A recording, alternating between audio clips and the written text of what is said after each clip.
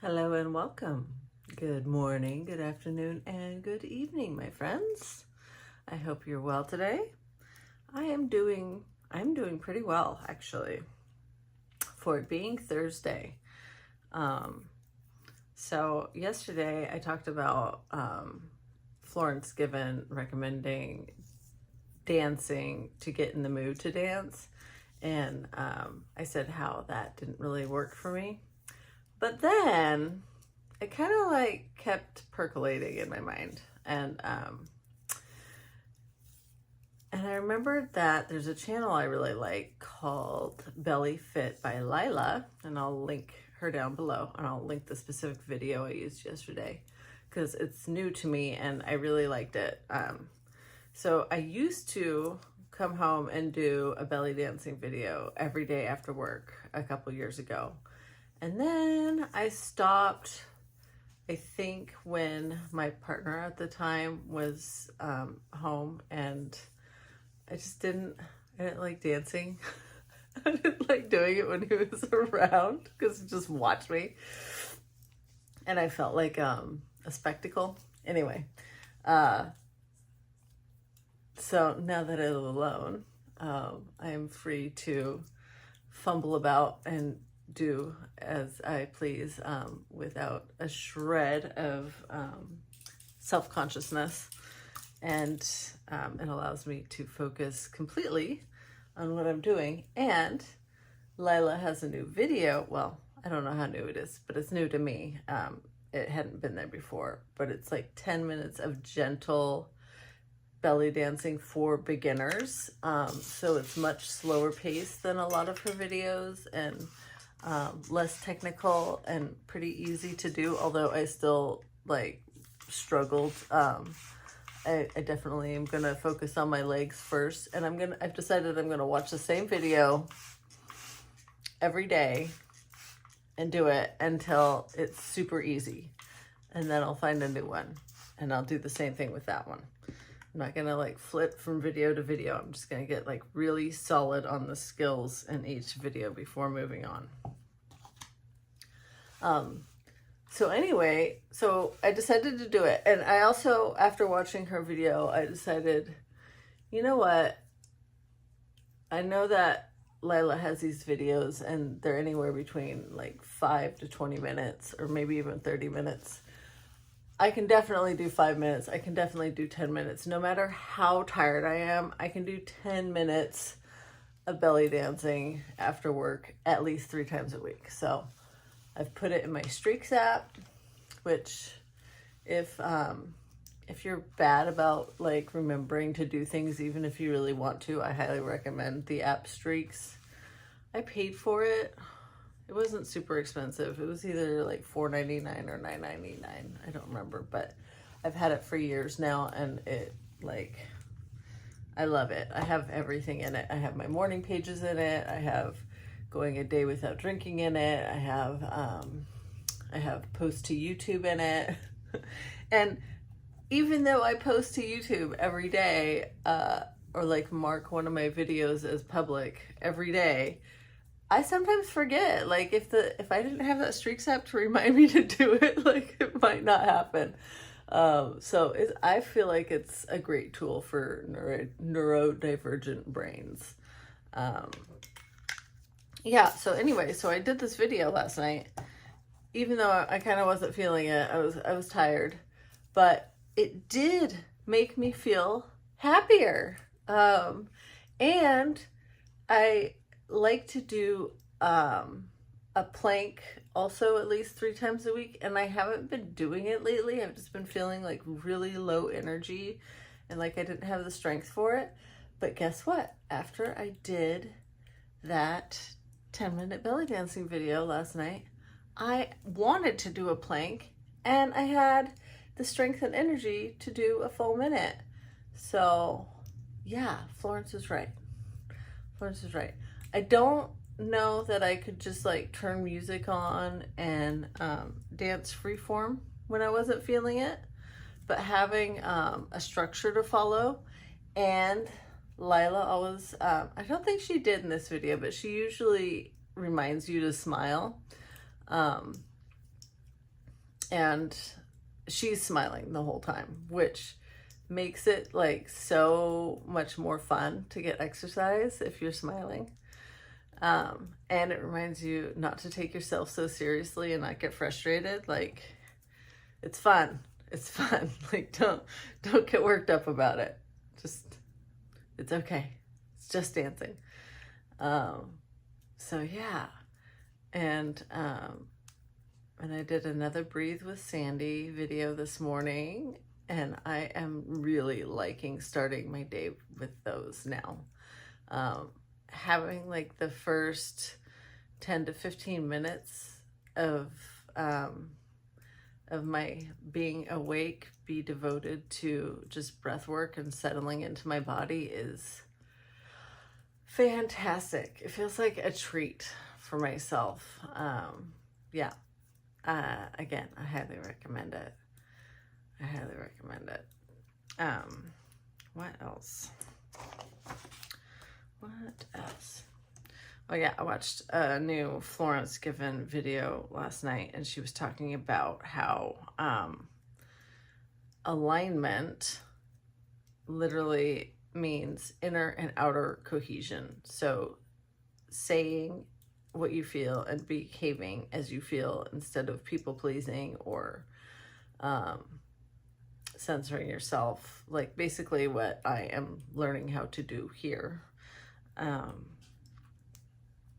And it reminded me of, and I have not looked into this, so take it with a grain of salt, do your own research, please. But I've heard that in the Egyptian afterlife, like there's the idea of having your heart weighed against a feather on scales to see which is lighter. And I think in Western culture, we tend to think that that means you need to have been a good person. Like we attach morality to it. But I've heard that the original Egyptian culture did not attach morality to it. Living a good life meant living the life you wanted to live, like being authentic to yourself, being true to yourself. Like how much did you keep in and allow to weigh you down? How much did you allow to hold you back? That is what they're weighing, not whether you were a good person to other people or not. And I think that is a very important distinction. And I think it goes along with this alignment, like inner and outer cohesion thing that Florence was talking about. And she was also talking about how reality is a mirror, but it's a delayed mirror. You have to be patient. Like the life I have now is a reflection of who I was in the past. Like all the choices I made in the past have led up to what I'm living now. Like my BlackBerry problem, that is a reflection of who I was years ago when I was in an alcoholic depression and was not taking care of my yard at all, and the blackberries got totally out of control. If I hadn't gone through that period of my life and I like maintained my life, that too, but my yard more regularly, I would not have these blackberries currently. But I forgive myself for that period of time. I've talked about why that happened, aside from just, I think, being genetically predisposed to it, because of my family members that have clearly had some deep mental health issues and addictions. Aside from that, I also had like some pretty hard events happen in my life that I just found it really difficult to deal with, on top of regular life, which I also find pretty difficult to deal with on a day-to-day basis. So I forgive myself for allowing the Himalayan blackberries to become the problem they are today. But also, now I know, like, who I am today is laying the groundwork for future me. And I want to do better now. I want to take good care of future me. Yesterday, I was working on a difficult job. The file that I was working on came in just really kind of problematic. And one of my coworkers was encouraging me to just like do what I could to get soft proof out. It's like it's a digital proof, like proof of concept. And I was like, but then I'm still gonna have to, like, when the proof gets approved, I'm still gonna have to like do that, like figure out how to make this artwork. And he was like, yeah, kick the can down the road. And I was like, no, I want to protect future me. And I do. I really do. Like, I've been trying to do that more for a few years now. Protect future me. Think about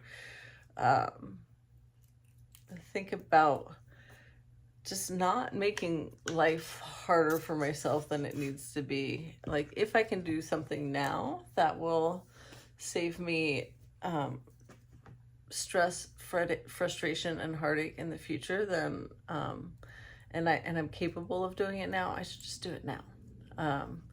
And I can't always do it, and that's okay, because I'm an imperfect human.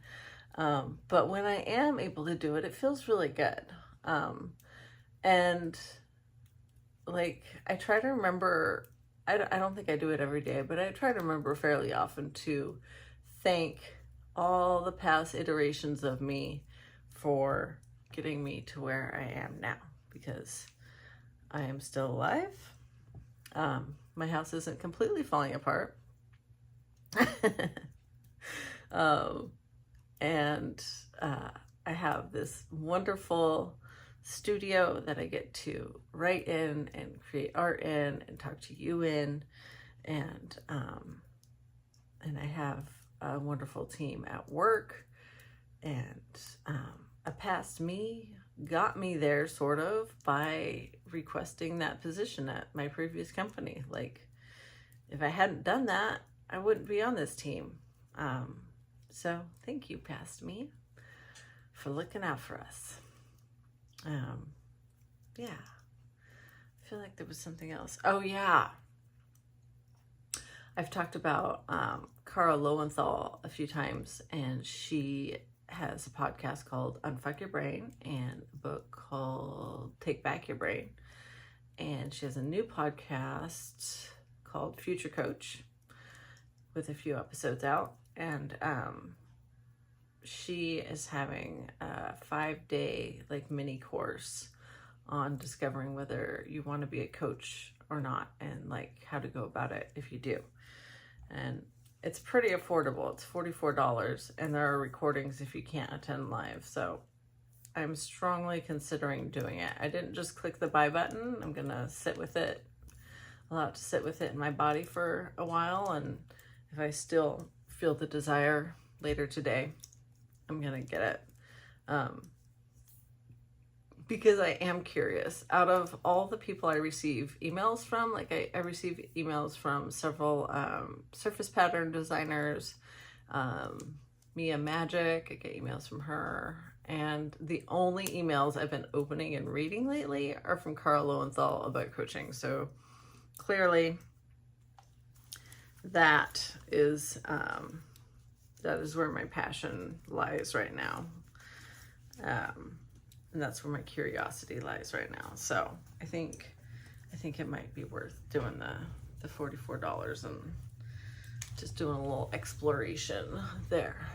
And I've done, she has a self-paced coaching, kind of self-coaching program called the Feminist Self-Help Society. And I did that for a few months, a while back, a couple of years ago, I guess, a year and a half ago. And it was really good. Like, all her workbooks and stuff were really good. And so I know I like her programs, and I know that it will be really well thought out and well made, and I know that I understand her, so I think it's worth the money. The only thing I don't like about her programs is that she has her communities in Facebook, and I am not a fan of Zuckerberg, so I am no longer on Facebook or any Meta apps. Well, I still have my Instagram account, but I never go on it. I am leaving it in hopes that he'll be forced to sell it due to monopoly reasons to someone that I like better, but I don't know. I kind of doubt that'll happen, but I haven't closed the account just in case it does. But I'm not adding to it anymore. All right. I think that I have said everything that I wanted to say, and I am all put together, so I am going to save this, watch it through, and put my little end credit thing on the end of it and upload it, and do my morning pages and get ready for work. All right. May you be happy, may you be healthy, may you be wealthy, may you feel at ease. I love you so much. Until next time. See